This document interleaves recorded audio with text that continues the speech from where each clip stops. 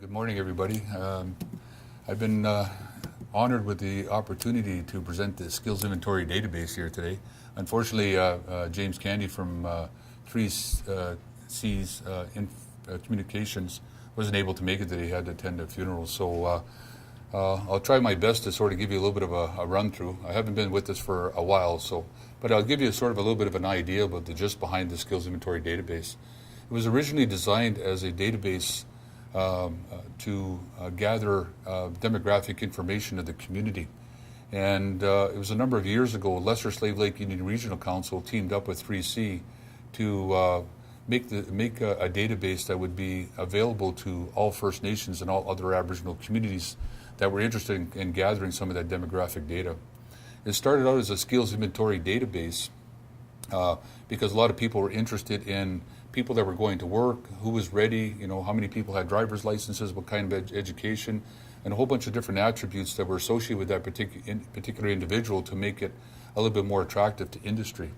But what we found as we started going through the database is that, and as some communities started to do the beta testing on it and to see how it worked, found out that there was other applications that they could use within the skills inventory. So over the next month, we'll probably see a little bit of a change in the name. It's going to be called more of a community demographic database more than a skills inventory. What they found was that they were able to capture housing information, transportation, people with driver's licenses, a lot of different things that were happening in their community. They were able to undertake that.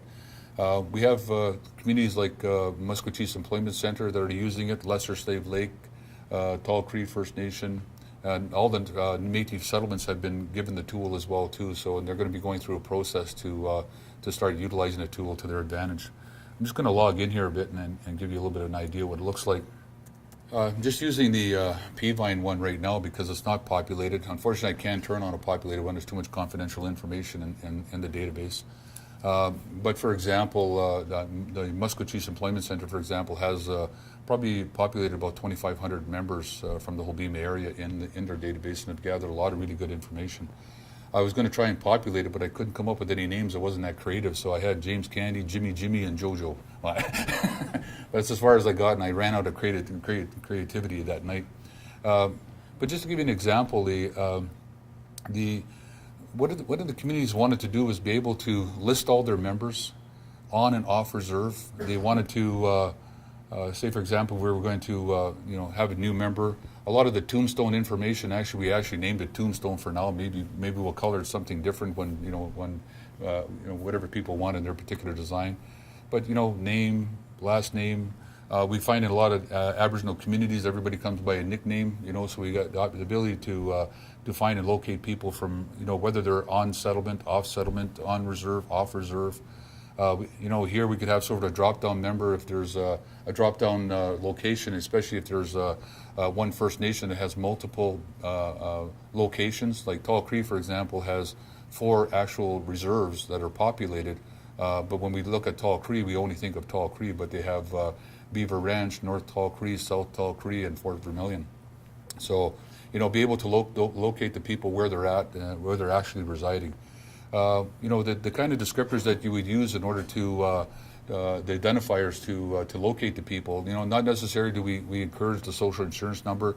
It might be a driver's license, it might be a file number, a membership number, or an Alberta health number. Because sometimes in some communities we might have people with the same name, like our host here today, Alfred Larondel. There might be 2 Alfred Larondels up in East Prairie Métis settlements. So we got to be able to have some other kind of identifiers so we're talking about the right people as we're moving along.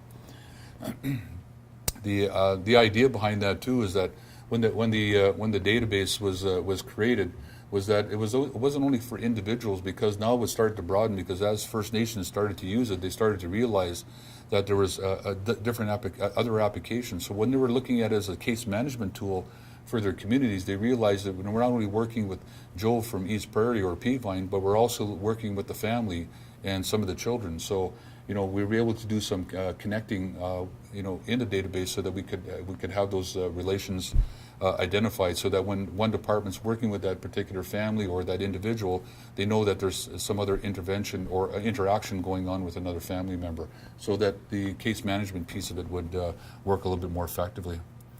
Over here we have the contacts because, again, one of the other difficulties that we have is location and being able to contact people. So, whether it's email, address, alternate phone numbers, we could add as many phone numbers as we wish there, so that we're always going to be in touch with this particular individual, so that we're never out of contact.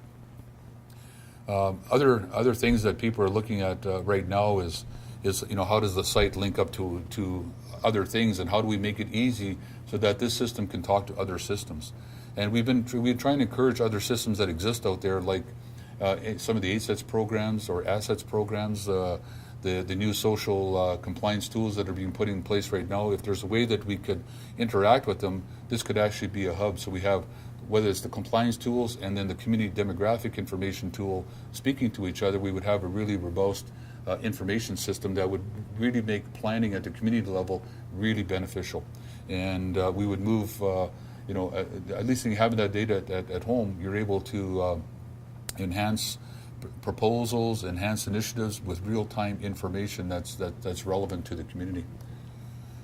The idea about the attributes, I'm just going to go back here.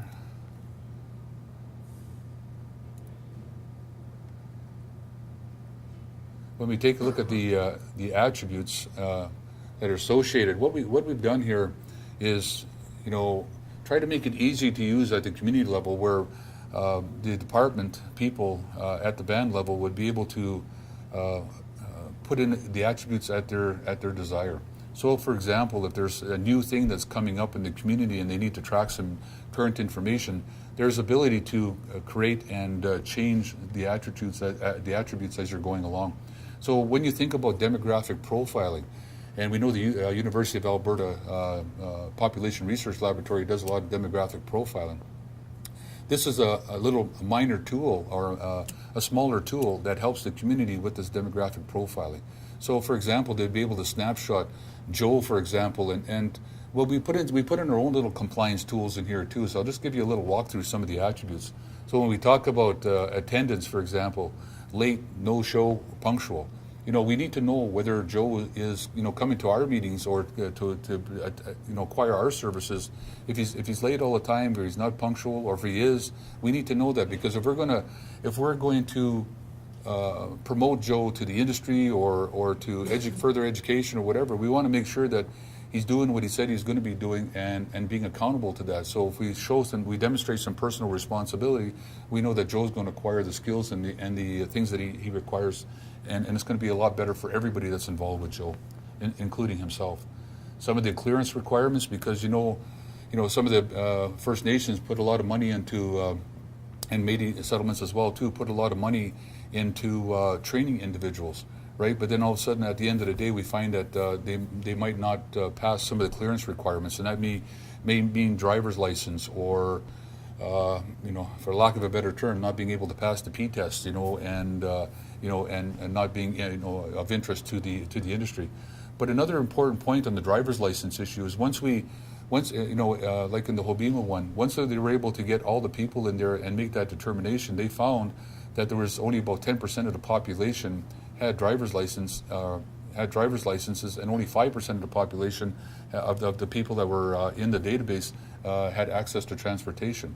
That tells leadership a really interesting story, is that what do we need to do? Not people, it's not because people lose their driver's license because of impaired driving. People lose their driver's license for different reasons, whether it's not paying fines, whether it's maintenance issues and all those kinds of things, and it becomes a circular kind of event where it causes a lot of issues for the individual.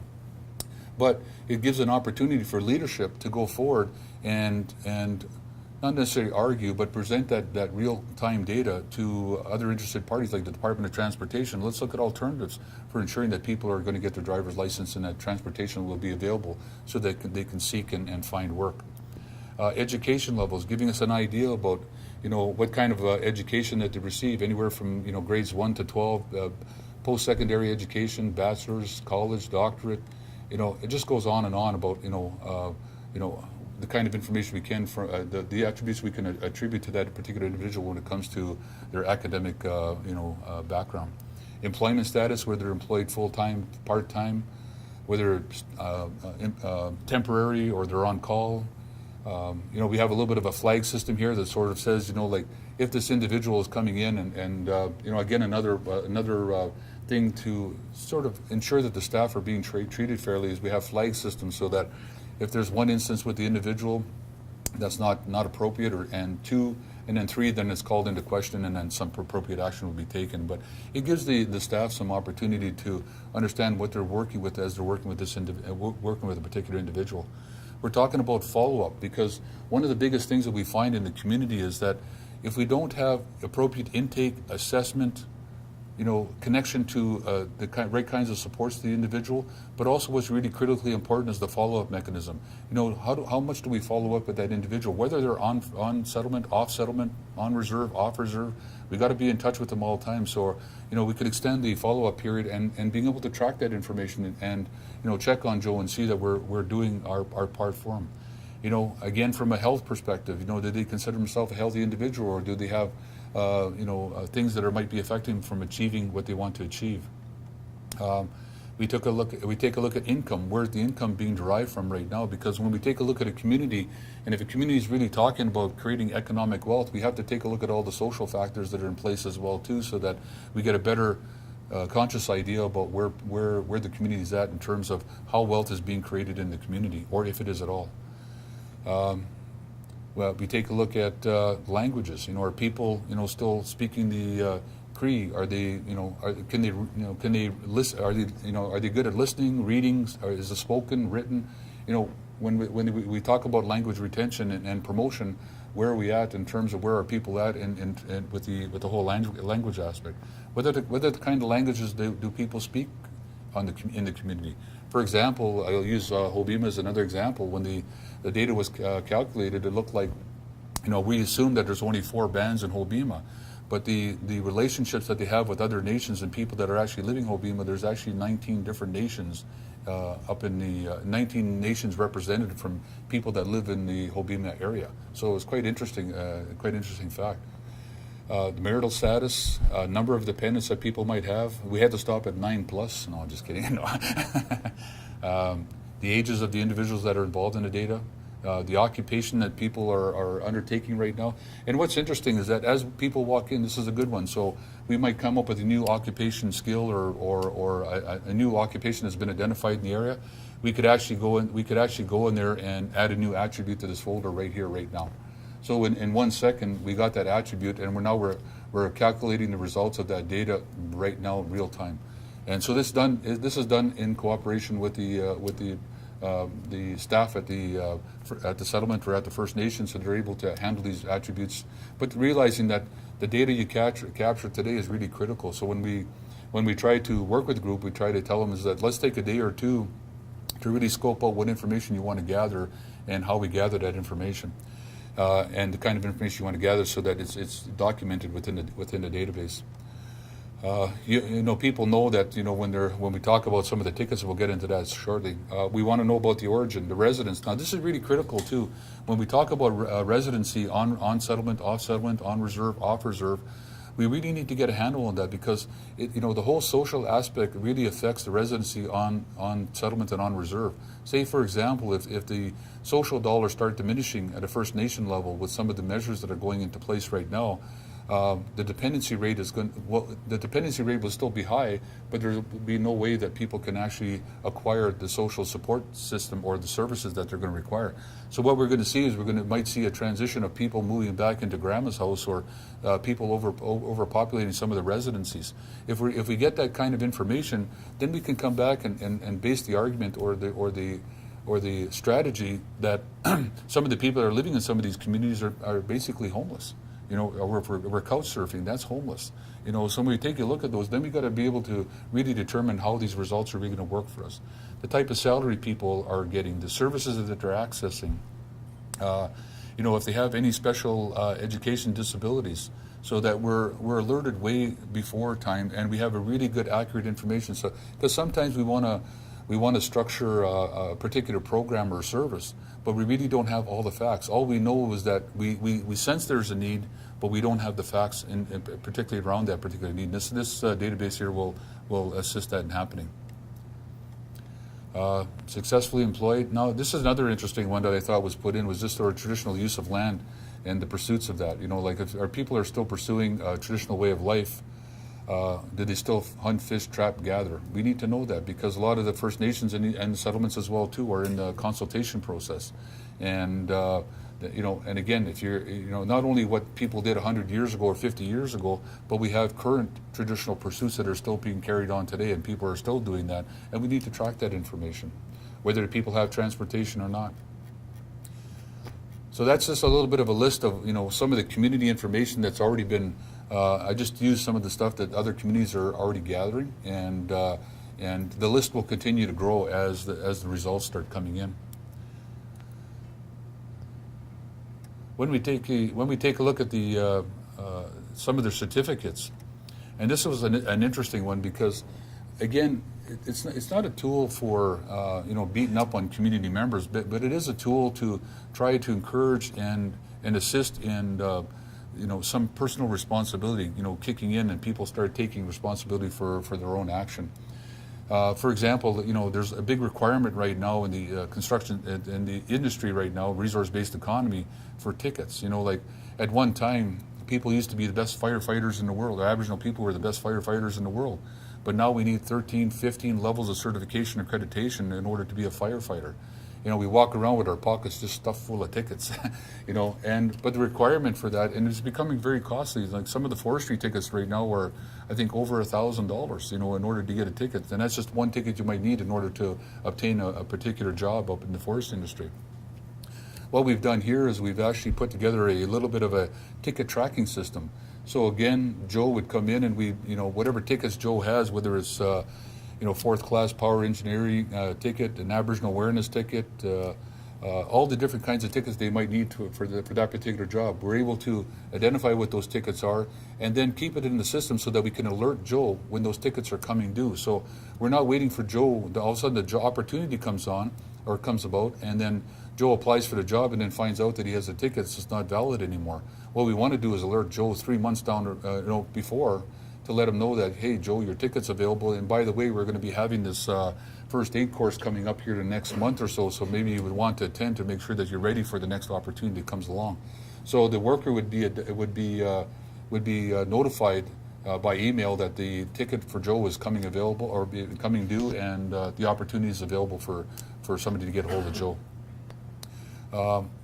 But also, too, it gives us a better idea of tracking the kind of the resource-based economy's industry or certificate requirements, because sometimes some of our communities pay a lot of money through the assets program to pay for these tickets. And unfortunately, what happens is that they might get trained first aid and women's and TDG kind of training, and then when they go to the industry has their own requirements and expect the individuals to go through another level of training. We need to recognize that. We need to start documenting that information, because we need to sort of demonstrate the trials and tribulations an individual has to do to go work in the resource-based economy, and how can we get into the job, retain the job, and sustain the job we could do it a lot better if we have all this background information, let people know the kinds of things that they're dealing with. The admin piece is, for some of the ideas is that the different departments that could be associated with the input of this data.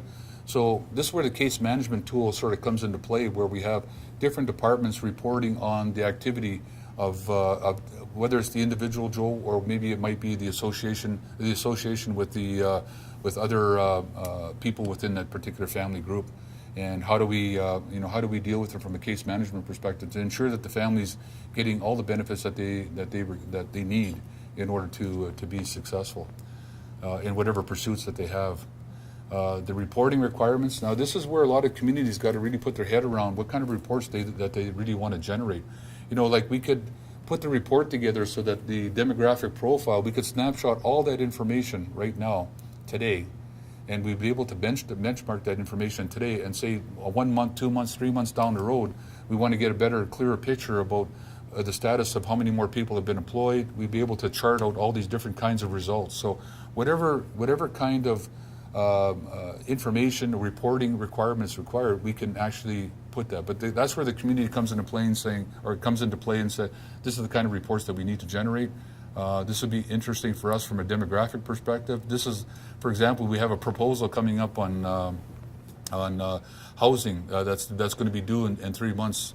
We need, or 6 weeks from now. So we need to capture all the residency information here so that we can use that to enhance our proposal for housing.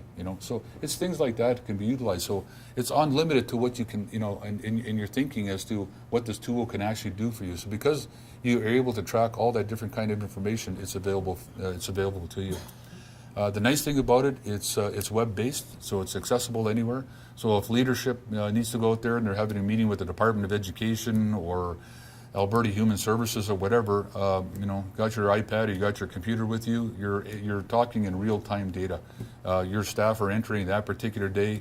Again, it's accessible by the level of security that you put in. Like the manager might have the overall security amongst all departments.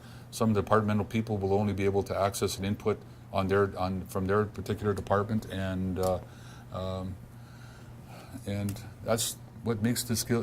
We call it skills inventory for now, and I'm talking that I think that the notion. I talked to Lesser Slave Lake Eating Regional Council, and I think they're going to be going to, talking about a different name for this thing. We're really stuck in this whole notion of community demographic, and I think it's a really much needed tool at this particular time. So that's my presentation, folks, and